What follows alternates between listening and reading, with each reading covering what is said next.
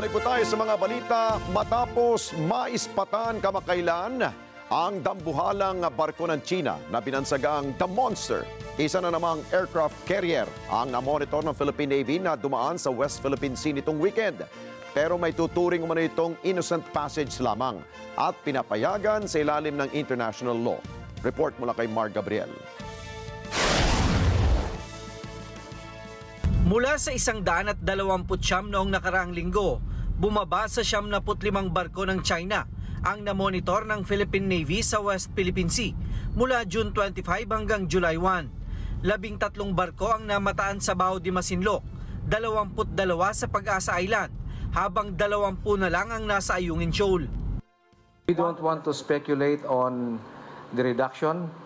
Suffice it to say, we have monitored a reduction on a week-to-week basis of our monitoring. For whatever reason, this will be subject to further assessments.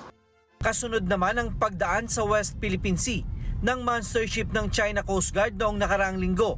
Na-monitor naman ng Philippine Navy nitong weekend ang pagdaan ng PLA Navy aircraft carrier na Shandong. Pero ayon sa Navy, may tuturing daw itong innocent passage na pinapayagan sa ilalim ng international law.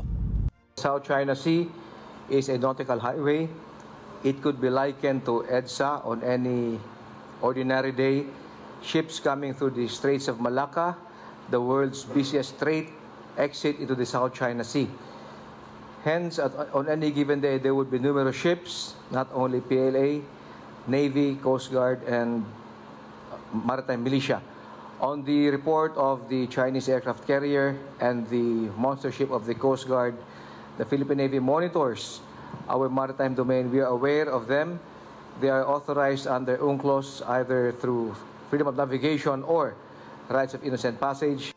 Katunayan, hindi raw bababa sa 100 barko kada araw ang dumadaan sa West Philippine Sea, kabilang na ang mga commercial ship.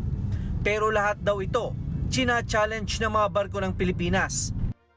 Some of them reply, some of them do not. But I would like to emphasize these are not only Chinese PLA Navy ships that we challenge.